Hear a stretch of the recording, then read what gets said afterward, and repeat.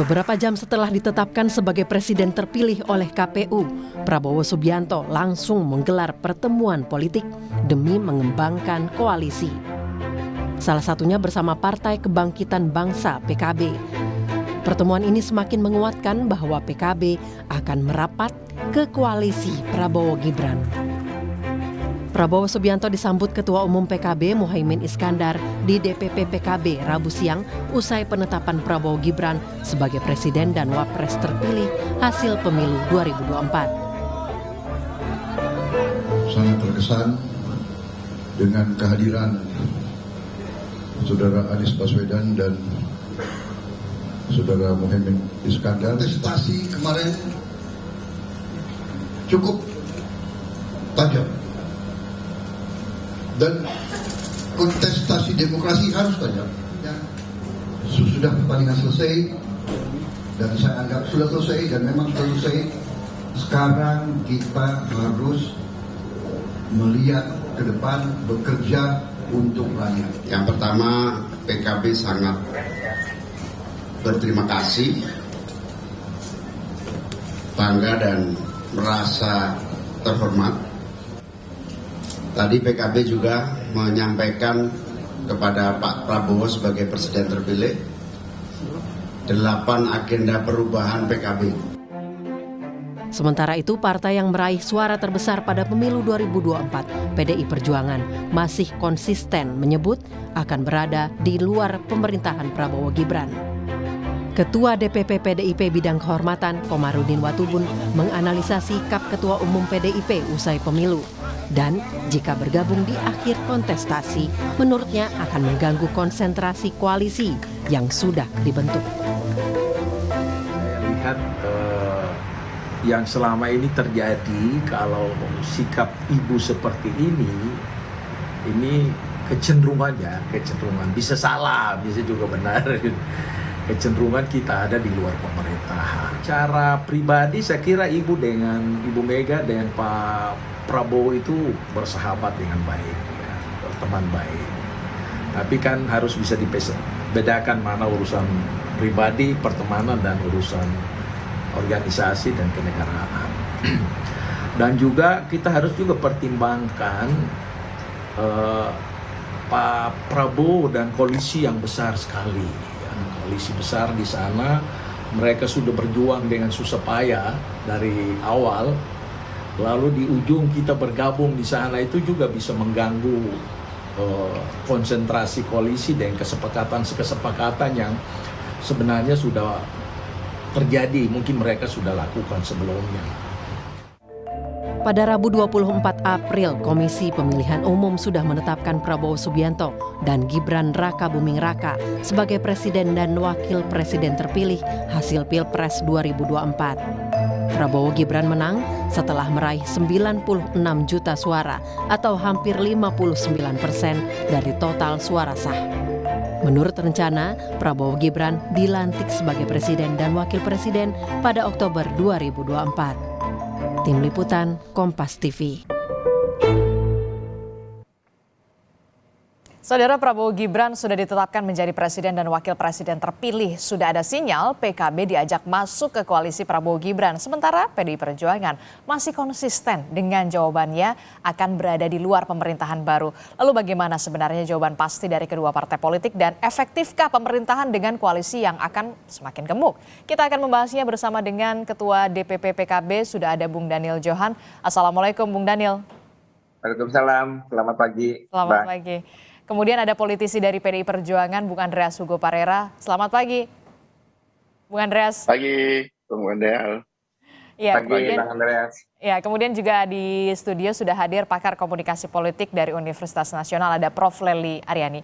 Selamat pagi Prof. Adisti, Bang Andreas, Bang Satu. Pagi, Bang Bung Daniel Johan. Daniel. Iya, tampaknya ini tidak hanya kita yang bersemangat di pagi hari ini, tapi juga dua-duanya juga, termasuk juga Bung Daniel Johan ini ya, dari PKB yang kemarin sudah ditemui oleh Pak Prabowo langsung ke kediaman ataupun ke DPP PKB. Nah, ini hasilnya gimana setelah kemudian bertemu dengan Pak Prabowo? Jadi oke gas ya?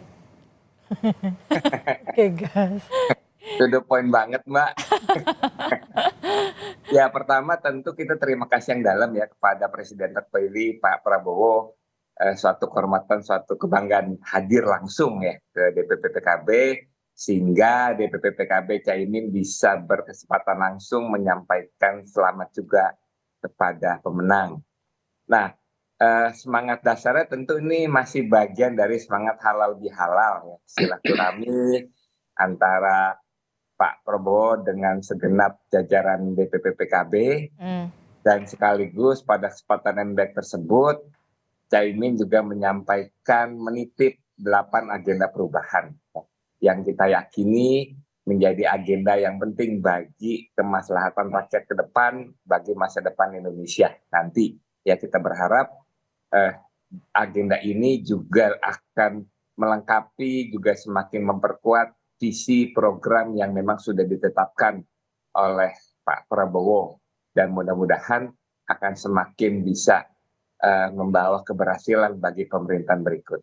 Jadi 2 hal itu. Terakhir tentu kita punya semangat yang sama bahwa kerjasama selama ini, bahkan sejak dari pertama kali Gerindra itu terbentuk, sudah ada hubungan yang baik, kerjasama yang baik antara Gerindra dengan PKB, termasuk hubungan personal antara Pak Prabowo dengan Caimin juga sangat berlangsung baik. Kita akan punya semangat untuk semakin produktifkan, semakin perkuat kerjasama yang ada. Oke, berarti fix menjalankan lagi kerjasama yang sempat tertunda, sahabat lama yang sempat tertunda, begitu ya. Jadi sudah ada informasi kemudian kapan lagi reuni dengan rekan-rekan partai politik di Golkar, kemudian ada juga di Partai Amanat Nasional PKB, akan reuni lagi kapan nih? Sudah ada informasinya? Sejauh ini belum dengar sih, ya. Tetapi namanya selama ini hubungan kita itu baik ya, tidak dipisahkan oleh hanya karena berbeda pilihan di Pilpres misalkan. Jadi kedepannya ya mungkin saja, tetapi secara jadwal kami belum tahu, belum dengar. Tapi ada sinyal positif lah ya, kemudian sudah ada niatan baik begitu, saling bekerja sama begitu ya dengan membawa agenda perubahan kalau dari Ketua Umum PKB, betul ya Bung Daniel ya? Ya, benar. Lalu bagaimana, saya tanya deh ke Bung Andreas Hugo Parera, PDI Perjuangan bagaimana Bung Andreas, sudah adakah arahan dari Ibu Ketua Umum Bu Mega soal apakah berada di luar pemerintahan bersama dengan PKS atau seperti apa untuk hal ini, Bung Andreas? Ya, di PDI Perjuangan itu setelah keputusan MK kemarin, memang ada rapat konsolidasi dengan Dewan Pertimbangan Daerah Provinsi, dan itu kita fokus kepada persiapan pilkada. Juga diberitahukan soal sikap partai setelah keputusan Mahkamah Konstitusi tersebut. Nah, tapi berkaitan dengan positioning-nya, artinya ya posisi partai di dalam pemerintahan ini, di dalam menghadapi pemerintahan ke depan ini, mungkin akan diputuskan di dalam Rakernas. Kami akan melakukan Rakernas. Jadi pengumuman akan di Rakernas begitu ya? Mungkin akan di Rakernas, tidak harus buru-buru juga karena perjalanan dinamika politik ini kan masih panjang, ini kan sampai bulan Oktober nanti. Dan ya ke depan kan pemerintahan juga akan berjalan panjang, dan ya apa yang sudah diputuskan oleh Mahkamah Konstitusi, saya kira baik Pak Ganjar maupun Pak Mahfud sudah menyampaikan salamnya pada Pak Prabowo dan Mas Gibran sebagai presiden terpilih dan wakil presiden terpilih untuk mulai bekerja. Nah, tapi PDI Perjuangan tentu kita sudah biasa juga dengan berbagai posisi, dengan baik di dalam maupun di luar pemerintahan. Jadi ya ini ya nanti kita lihat. Tapi menurut saya secara pribadi, saya melihat bahwa ya pemerintahan yang kuat itu perlu dan baik gitu. Tapi juga harus ada ya partai politik kekuatan yang ada di luar pemerintahan. Penyeimbang.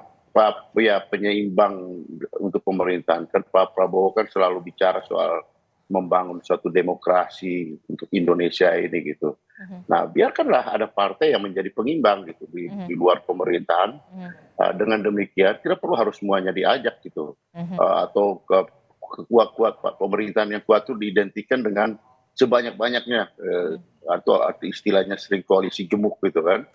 Perlu ada juga pengimbang di luar yang ya tentu mempunyai komitmen untuk membangun negara ini bersama, tapi ada di dalam posisi ya mengawal proses pemerintahan ini. Itu satu hal. Hal yang lain juga kita lihat bahwa ya ketika proses pemilihan presiden kemarin seperti yang disampaikan oleh kawan saya Pak Komarudin itu, bahwa ada pemilih yang tidak memilih Pak Prabowo gitu, atau ya di situ ada Pak yang memilih Pak Anies dan yang memilih Ganjar Mahfud. Ya Pak Ganjar dan Pak Mahfud gitu. Seperti yang disampaikan oleh Pak Caimin itu betul gitu, bahwa ada ide yang dibawakan oleh Anies Baswedan dan Gus Imin soal perubahan. Nah itu ini perlu diperjuangkan tetap. Sehingga disitulah saya kira pentingnya partai pengimbang, kekuatan politik yang mengimbangi pemerintahan ke depan gitu. Karena ide-ide ini yang akan mengembangkan proses demokrasi yang sehat di Republik ini. Gitu. Oke, dan PDI Perjuangan condong sebagai partai penyeimbang begitu ya? Iya, saya kira buat PDI Perjuangan ada di dalam atau di luar itu adalah sama terhormatnya gitu. Orang berpikir bahwa seolah-olah bahwa hanya menjadi partai pemerintah lah, kemudian itu adalah partai baru. Pemerintah dalam arti yang luas itu termasuk adalah di parlemen. Di parlemen, di DPR kan PDI Perjuangan partai pemenang. Ya, menguasai parlemen. Ya tidak menguasai parlemen, tapi menjadi partai dengan kursi yang terbanyak di parlemen. Sehingga buat PDI Perjuangan ini adalah suatu kehormatan juga yang merupakan amanat yang dititipkan oleh rakyat. Sehingga bagaimana kita mengimplementasikan itu di dalam proses pemerintahan nanti. Oke, tapi kan kalau kita lihat begitu ya visual yang saat ini terlihat begitu ya file Kompas TV yang memperlihatkan bagaimana pertemuan antara Pak Prabowo pada saat itu begitu bersama dengan Bu Mega terjalin dengan baik. Apakah ini nanti akan juga terwujud di tahun ini di 2024 pasca putusan MK dan juga penetapan KPU ini terbuka KPD Perjuangan jika nanti akan ada silaturahmi dari Pak Prabowo? Ya itulah kadang-kadang kita ini selalu melihat wah kalau ada hubungan pribadi gini terus kemudian itu selalu diidentikan dengan hubungan persoalan politik gitu. Saya kira kalau secara pribadi saya tahu gitu ya, yang saya tahu tidak ada masalah antara Ibu Mega dan Pak Prabowo. Kita semua tahu di dalam proses perjalanan politik beliau berdua pernah bersama sebagai calon presiden dan calon wakil presiden. Terus kemudian ada pada proses kontestasi 2014, 2019 berbeda posisi. Tetapi hubungan secara pribadi tetap baik gitu. Artinya yang saya tahu gitu ya, tidak ada hal yang mengganggu hubungan pribadi antara beliau berdua gitu. Tapi kan persoalan bagaimana menempatkan diri dalam posisi politik, saya kira itu yang tadi saya sampaikan gitu. Cara pandang itu bisa berbeda dalam melihat hal tersebut.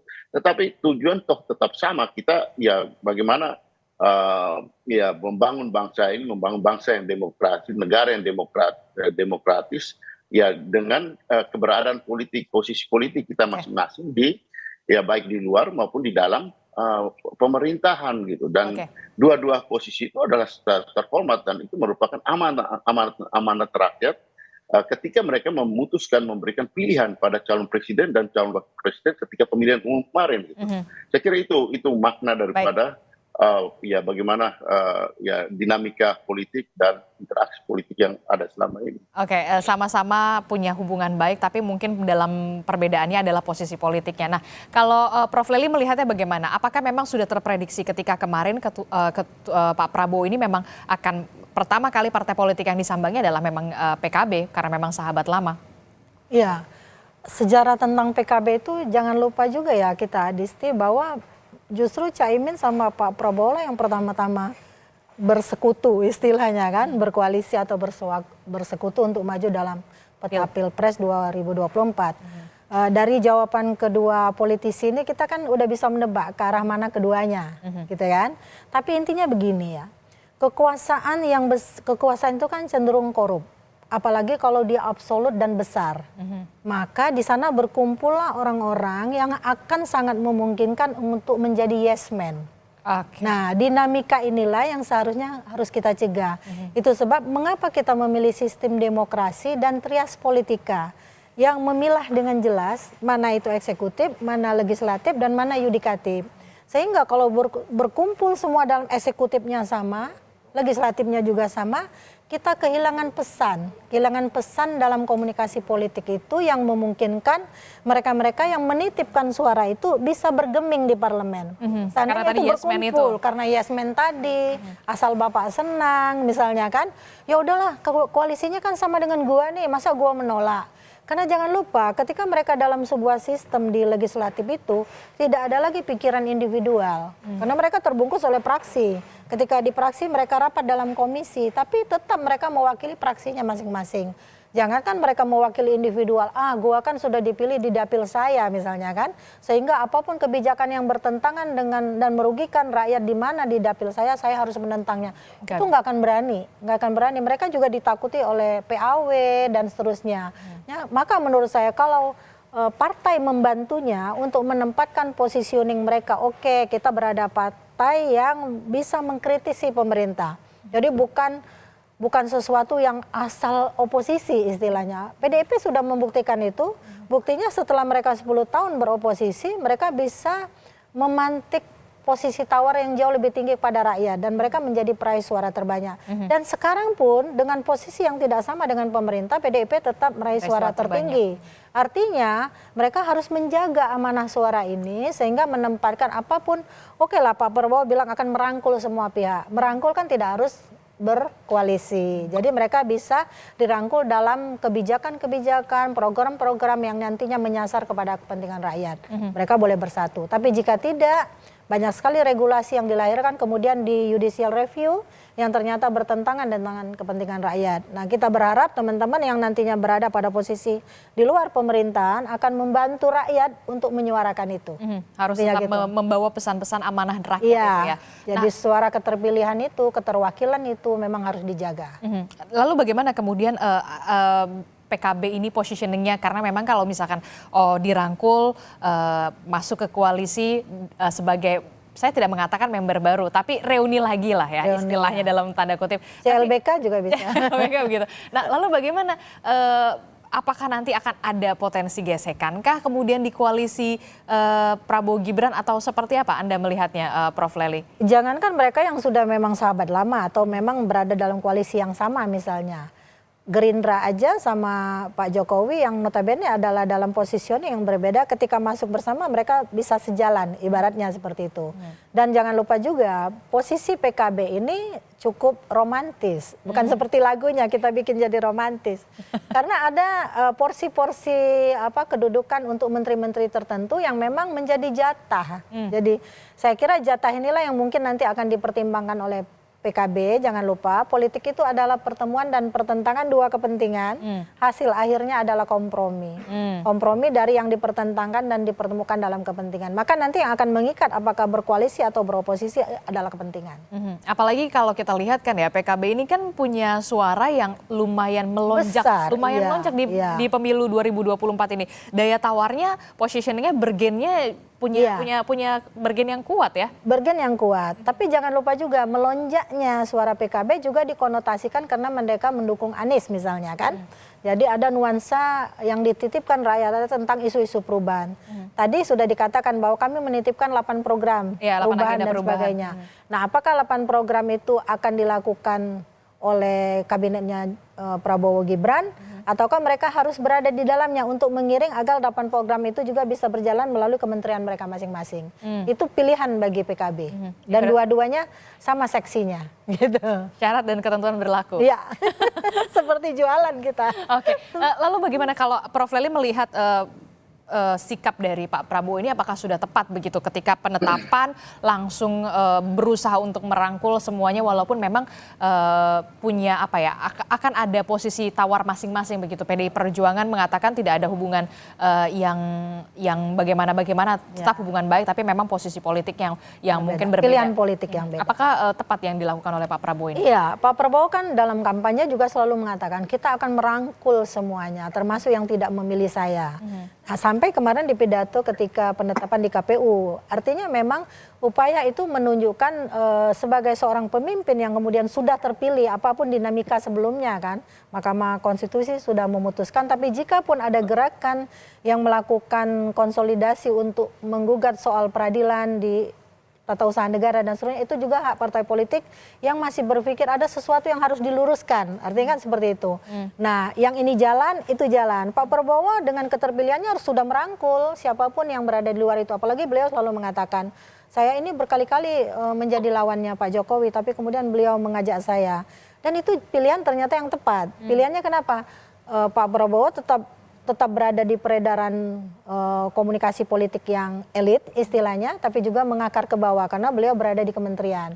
Jadi semua hal memang harus dilakukan oleh mereka yang sudah terpilih atas nama demokrasi tadi, tapi jangan juga mengabaikan mereka yang tidak memilih karena akhirnya mereka menjadi Presiden Republik Indonesia, Wakil Presiden Republik Indonesia. Jadi sudah tepat, jadi upaya untuk merangkul, tapi saya katakan tadi Pak Prabowo juga mengatakan loh, bukan berarti saya mengajak bersatu, bukan berarti tidak harus berkoalisi katanya seperti itu. Jadi udah tepat semua ungkapan pesan-pesan komunikasi politiknya. Tapi kalau dari PDI Perjuangan, Prof. Lely melihat bagaimana kalau dari komunikasi politik Bu Mega begitu ya, yang sudah-sudah begitu, apakah akan berada di luar pemerintahan? Saya kira Bu Mega adalah sosok perempuan politisi yang tegas. Sudah puas makan asam garam gitu. Kita membaca sangat pada zaman Orde Baru ketika PDI belum menjadi P. Masih PDI saja, belum PDIP kan seperti itu. Bagaimana beliau membangun kekuatan partainya itu dengan konsistensi. Jadi saya pikir Bu Mega akan tetap memilih jalur oposisi biar bagaimanapun.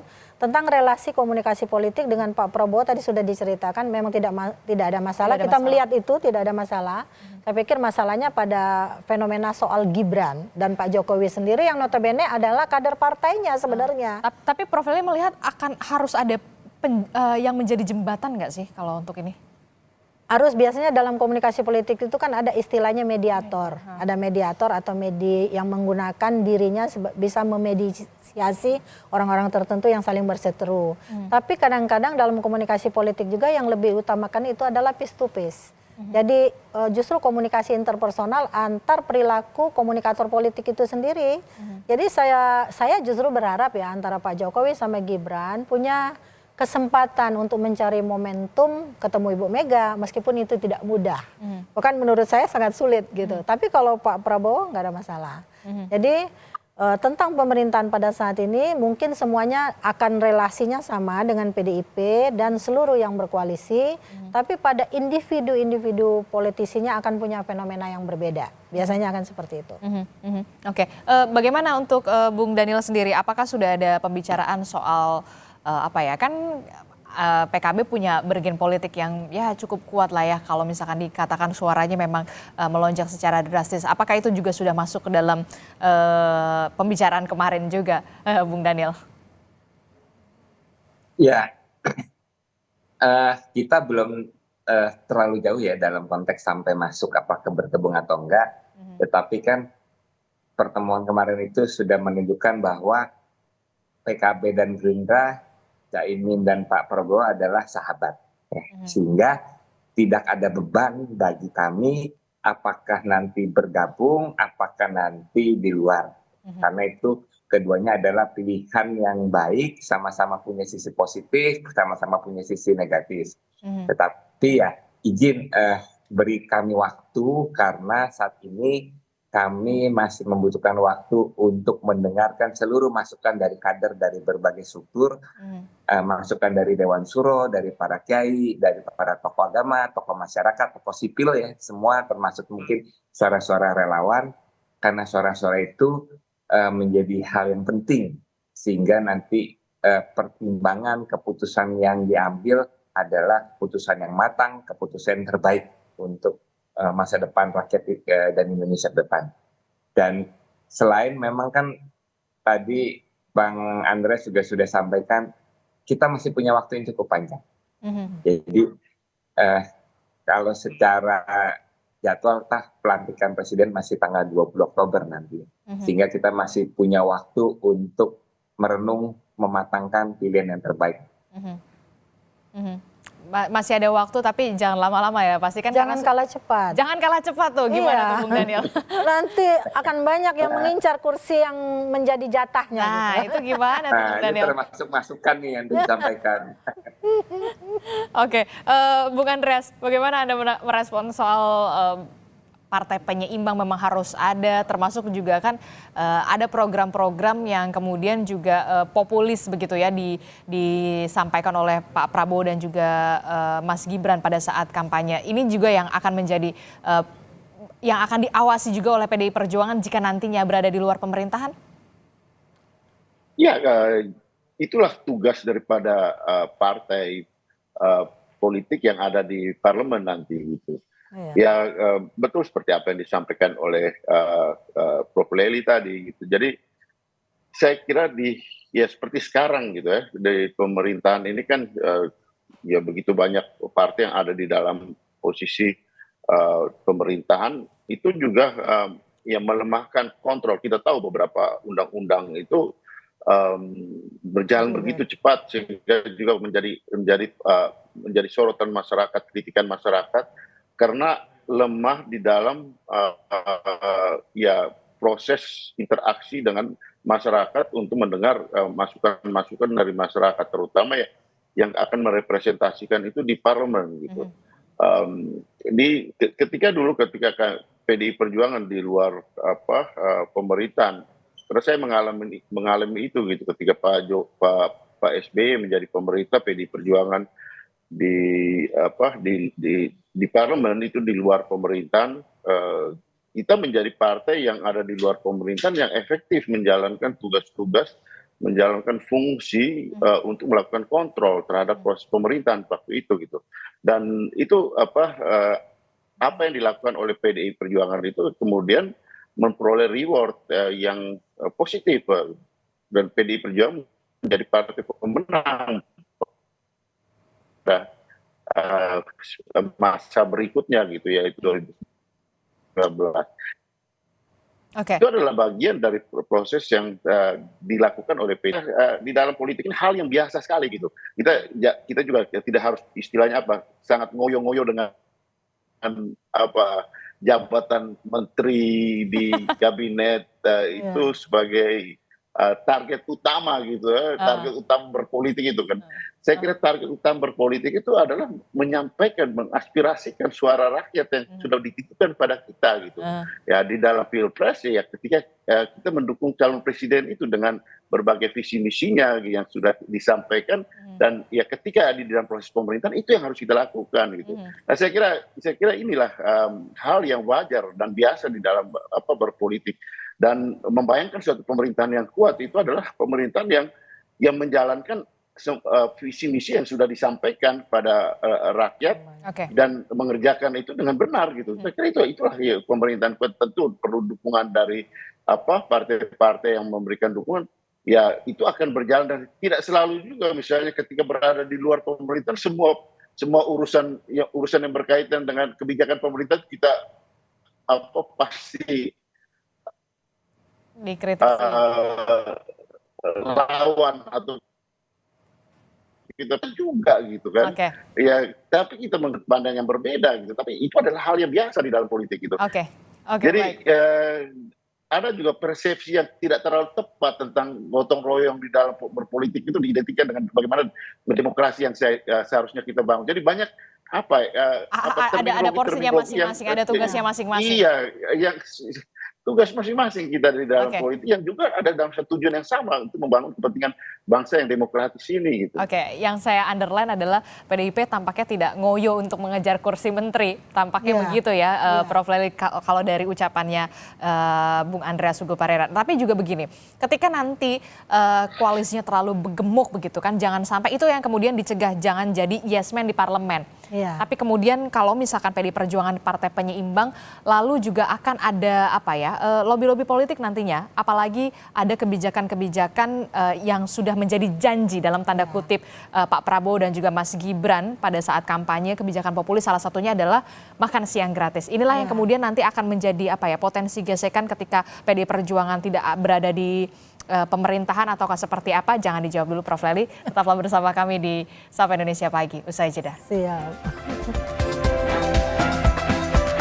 Terima kasih Anda masih bersama kami di Sapa Indonesia Pagi, masih membahas siapa yang akan masuk atau diajak ke dalam pemerintahan Prabowo Gibran, tapi siapa pula yang kemudian masih menjadi setia untuk menjadi oposisi, ataukah PKS dan juga PDI Perjuangan. Kita masih membahasnya bersama dengan Prof. Lely masih di studio, kemudian juga melalui sambungan Zoom ada Bung Daniel Johan dari Partai Kebangkitan Bangsa, kemudian dari PDI Perjuangan ada Bung Andreas Hugo Parera. Nah, ini juga yang menjadi pertanyaan saya tadi sebelum jeda. Bagaimana Prof? Anda melihatnya memang nanti akan ada potensi gesekan pada saat ada kebijakan-kebijakan populis yang memang seharusnya juga dibahas di parlemen, tapi PDI Perjuangan, bahkan mungkin PKS berada di luar pemerintahan, koalisi gemuknya akan seperti apa? Bagaimana Anda melihatnya? Ya, kalau kita membaca laporan dari parlemen sendiri, ada judulnya kualitas keterwakilan di situ. Baik dari penelitian yang dilakukan oleh Pramono Anung sebagai insider, itu kan dia mengatakan, kepentingan individu jauh lebih dominan daripada kepentingan kelompok jauh lebih dominan daripada kepentingan masyarakat. Maka sejatinya kan seharusnya kita melihat mereka-mereka yang mewakili kita di parlemen itu melepaskan diri dari keterwakilan sebagai positioning partainya. Tapi fenomenanya nggak seperti itu. Justru mereka mewakili partainya. Ada ketakutan yang saya bilang tadi soal PAW dan seterusnya. Sehingga yang muncul itu bukan identitas individu yang ingin bercitra. Bukan pencitraan ya, yang ingin bercitra. Tapi adalah tentang bagaimana mereka mewakili partainya. Kalau partai saya berkoalisi, maka saya harus mendukung. Tapi itu juga tidak sepenuhnya terjadi. Ingat nggak di periode kedua pemerintahan Pak SBY itu ada 62% yang menjadi koalisi, 62%. Nah kemudian justru Golkar sama PKS waktu itu yang berada dalam koalisi yang pasti menentang terus-menerus itu kebijakan Pak SBY di periode kedua itu. Artinya tidak juga menjamin sepanjang mereka juga membutuhkan rakyatnya ketika ini menjelang akhir misalnya, maka kita harus berubah nih narasinya dan sebagainya. Nah soal apakah kebijakan itu kemudian akan didukung atau tidak termasuk oleh yang mengaku menempatkan diri dalam koalisi di luar pemerintahan, itu juga tergantung. Saya kira mereka juga tidak mau gambling ya teman-teman yang menjadi oposisi itu, oh ini penting bagi rakyat, kenapa kita nggak dukung? Makanya itu yang tadi Bang Andreas bilang, kita sudah membuktikan bahwa kita bisa menjadi oposisi yang efektif. Karena nanti rewardnya akan dibayar oleh rakyat. Di akhir gitu. Saya pikir itu juga yang menjadi pertimbangan teman-teman para politisi ini pasti cerdas untuk berpolitik. Maka cerdas berpolitik itu harus dipraktekkan juga di parlemen dengan 3 fungsinya tadi, legislasi, anggaran, sama pengawasan. Kalau mereka diem aja terhadap semua kebijakan yang notabene tidak berpihak pada rakyat, maka rakyat juga yang nantinya akan menghukum mereka. Anda melihat, Prof. Lely melihat tetap akan ada fungsi pengawasan, kritik yang kemudian ada kebijakan-kebijakan populis yang mungkin dirasa seperti anggaran begitu ya. Kita tidak menafikan begitu program atau janji kampanye Prabowo Gibran makan siang gratis itu punya anggaran yang besar begitu dan sebagainya. Tadi juga di menjelang ke sini saya wawancara dengan sebuah radio swasta. Itu bahkan banyak sekali yang telepon yang mengatakan saya lebih suka daripada makan siang sama BLT, saya lebih suka dibuat lapangan pekerjaan. Nah gitu. Karena dengan lapangan pekerjaan itu kita lebih dari makan siang kita dapat, lebih dari BLT kita punya. Karena BLT itu membuat saya malas. Tadi yang telepon itu banyak di radio itu.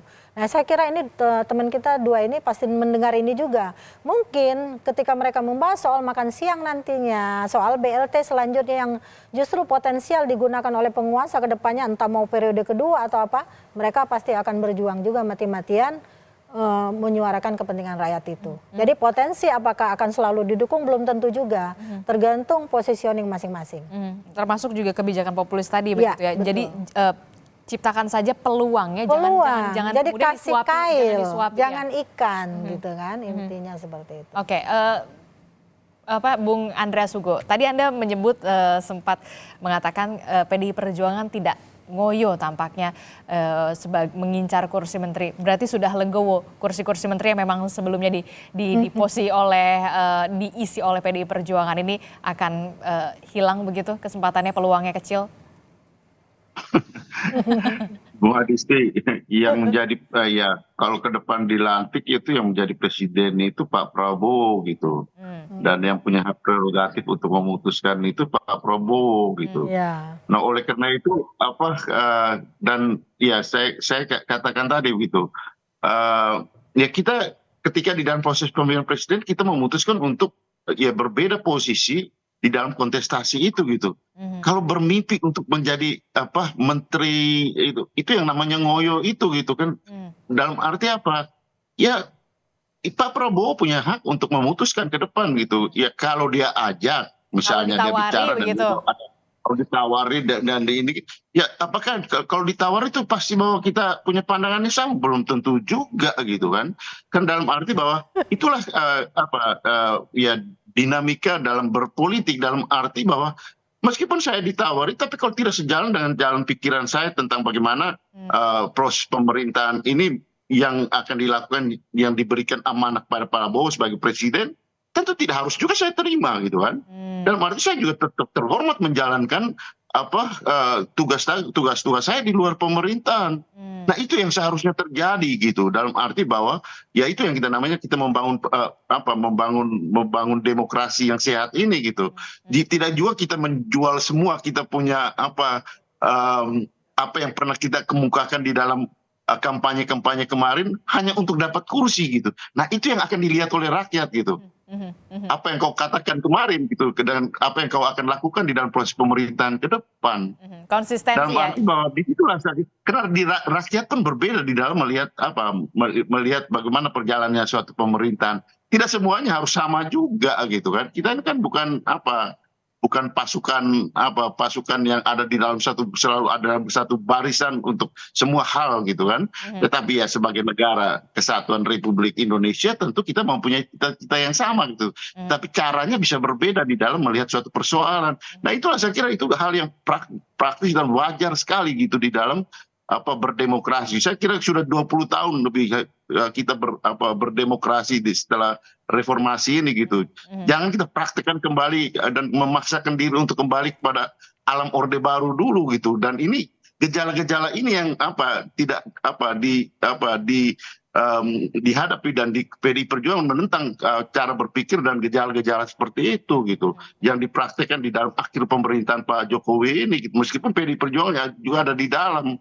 Dan di dalam proses pemilu kemarin kan kita melihat bagaimana intervensi itu dilakukan hanya untuk meraih kekuasaan yang kemudian mengarahkan pada gaya pemerintahan yang otoritarianisme itu. Oke. Kalau Bung Daniel gimana Bung Daniel, setelah kemudian dirangkul begitu ya, PKB juga mengajukan ada 8 agenda perubahan begitu kan, otomatis nggak sih kursi Menteri Agama dan juga Menteri Tenaga Kerja masih akan diisi oleh PKB? Anda punya harapan yang sama? Ya pertama kita belum bicara sampai sejauh itu ya. Tetapi tentu komunikasi akan terus berjalan ya, meskipun baik membahas langsung atau tidak, karena selama ini faktanya kami di parlemen kan juga ada komunikasi yang baik. Baik di tingkat pimpinan, karena kita sama-sama di tingkat pimpinan, maupun di tingkat komisi dan anggota. Nah yang penting komunikasi ini terus berjalan. Kita lihat mudah-mudahan kalau memang nanti dianggap ini bagian dari koalisi besar bahwa itu menjadi baik, ya kita akan menjadi salah satu pertimbangan. Tetapi persoalan juga kita memperkuat kekuatan di luar kekuasaan sehingga ada penyimbang, itu juga akan menjadi hal yang baik untuk dipertimbangkan. Oke, Prof. Lely. Jadi jawabannya masih bersayap. Iya, masih bersayap ya, masih mempertimbangkan gitu ya. Apa yang ditunggu? Iya, jadi memang tadi bilang butuh waktu. Kita bilang jangan kalah cepat ya, Disti ya. Karena kalau kalah cepat, ini masih ragu nih menjawab, kata Pak Prabowo, ya udah deh kita ganti aja kepada yang ini, maka akan lewat. Kesempatan tidak datang 2 kali. Tapi memang seharusnya ya menurut saya, PKB kan sudah menempatkan posisinya pada kemarin itu tagline-nya perubahan. Seandainya apa yang ditawarkan itu negosiasinya sampai dan tidak mungkin untuk dilakukan, berdiri aja pada posisi perubahan kalau berani. Tapi itu juga tidak memungkinkan karena saya pernah mewawancarai seorang politisi sangat senior di parlemen. Kemudian mereka-mereka yang kemudian menjadi menteri. Saya tanya, kenapa sih kita rakyat ini udah capek-capek memilih Anda untuk bisa mewakili kita di parlemen. Dia bilang begini, target kita politisi ini bukan legislatif tapi eksekutif. Dia ya, tidak semua ya. Nah, ini menurut saya menyedihkan. Harusnya teman-teman yang punya wakil di DPR, kalau memang presiden minta menteri kepada partai itu, jangan kasih yang di DPR. Kasihlah, kan banyak kader-kader partai lain, sehingga rakyat itu tidak sia-sia memilih mereka. Betul. Tapi yang terjadi dari periode ke periode selalu begitu. Jadi suaranya dilepas di DPR, dia masuk menjadi menteri. Positioningnya udah beda, yang satu sebagai pelaksana, yang satu sebagai pengawas. Nah, rakyat kan kepingin dia mewakili kita sebagai pengawas gitu. Membuat regulasi, ada hak inisiatif dan sebagainya. Tapi yang terjadi berbeda. Itu dinamika panggung politik yang saya lihat dari tahun ke tahun, periode ke periode. Kebetulan penelitian saya sejak reformasi itu detail dilakukan. Terakhir, Prof. Lely, Anda melihat setelah ke PKB, akankah kemudian Pak Prabowo juga masih akan menemui sejumlah ketua umum partai politik lainnya untuk merangkul dalam tanda kutip? Ya, merangkul dalam tanda kutip bukan berarti mengajak berkoalisi. Merangkul tadi saya katakan karena Pak Prabowo sudah terpilih ya, berdasarkan penetapan KPU kemarin, sudah terpilih, ditetapkan sebagai calon presiden terpilih bersama Gibran. Artinya semua komponen bangsa itu adalah rakyatnya juga, adalah bagian dari apa yang harus dia pimpin. Sehingga itu menjadi lebih baik menurut saya dibandingkan Pak Prabowo berpidato dengan kesombongan, saya sudah terpilih, alhamdulillah. Dan itu tidak dilakukan kemarin kan. Artinya ini adalah juga model komunikasi politik yang baik, yang seharusnya juga bisa dilakukan secara konsisten. Jadi upaya merangkul itu tetap dilakukan, tapi tetap memberi keleluasan bagi partai politik yang ingin berada di luar pemerintahan. Jadi tidak ada pemaksaan politik lah istilahnya. Jangan ada pemaksaan politik ya, tetap harus diberikan keleluasaan mana untuk penyeimbang, mana yang ingin bergabung ke koalisi. Karena memang partai penyeimbang di luar pemerintahan juga tetap harus diperlukan dan sama-sama terhormatnya begitu ya untuk menciptakan demokrasi yang sehat harus sama-sama seksi. Terima kasih Bung Andreas Hugo Parera, Bung Daniel Johan, Prof. Lely telah bergabung bersama kami. Sehat selalu, selamat pagi Bapak-Bapak, Ibu-Ibu. Pagi Mbak.